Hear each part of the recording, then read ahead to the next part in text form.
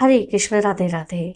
आज हम सुनेंगे बृहस्पतिवार के दिन सुनी जाने वाली बृहस्पतिवार की व्रत कथा।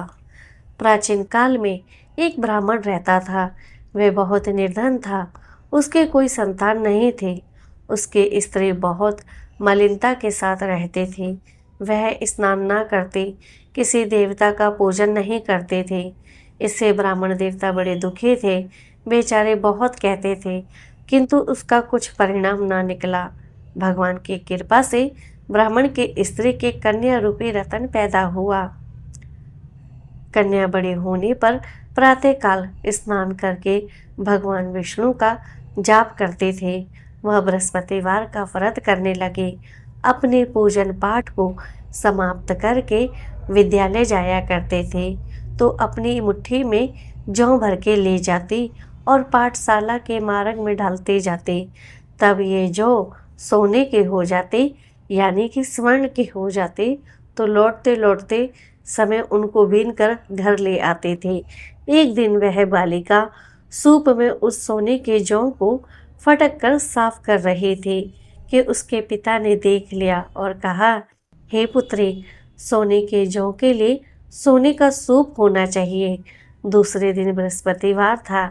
इस कन्या ने व्रत रखा और बृहस्पति देव से प्रार्थना करके कहा, मैंने आपकी पूजा सच्चे मन से की हो तो मेरे लिए सोने का सूप दे दो। बृहस्पति देव ने उसकी प्रार्थना स्वीकार कर ली।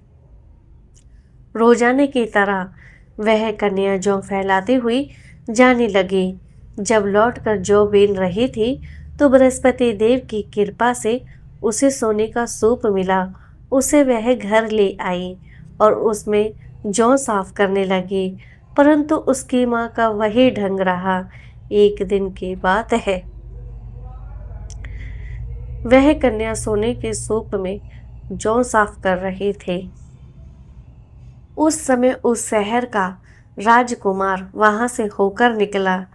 वह इस कन्या के रूप और कार्य को देखकर मोहित हो गया तथा अपने घर आकर भोजन तथा जल त्याग कर उदास होकर लेट गया। राजा को इस बात का पता लगा तो अपने प्रधानमंत्री के साथ उसके पास गए और बोले, हे पुत्र, तुम्हें किस बात का कष्ट है? किसी ने क्या तुम्हारा अपमान किया है अथवा और कोई कारण हो तो सो मुझे कहो। मैं वही कार्य करूँगा जिससे तुम्हें प्रसन्नता हो। अपने पिता की राजकुमार ने बातें सुनी तो वह बोला, मुझे आपकी कृपा से किसी बात का कोई दुख नहीं है। किसी ने मेरा कोई अपमान नहीं किया है, परंतु मैं उस लड़की से विवाह करना चाहता हूँ जो सोने के सूप में जौ साफ कर रही थी। यह सुनकर राजा आश्चर्य में पड़ा और बोला, हे बेटा, इस तरह की कन्या का पता तुम ही लगाओ। मैं उसके साथ तेरा विवाह अवश्य ही करवा दूंगा।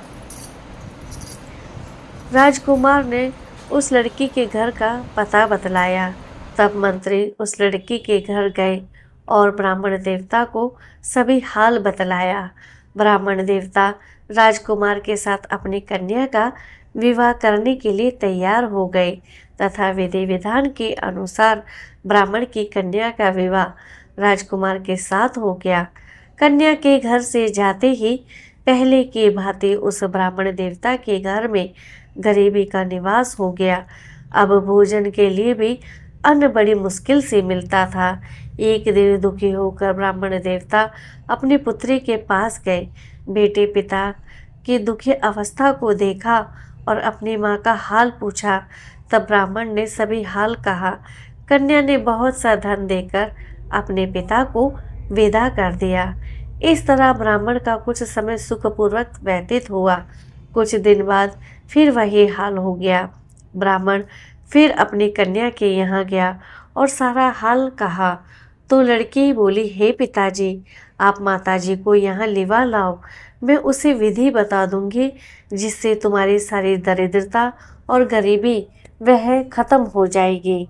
ब्राह्मण देवता अपनी स्त्री को साथ लेकर पहुँचे तो अपनी माँ को समझाने लगी, हे माता, तुम प्रातःकाल प्रथम स्नान आदि करके भगवान विष्णु का पूजन किया करो तो सब दरिद्रता दूर हो जाएगी।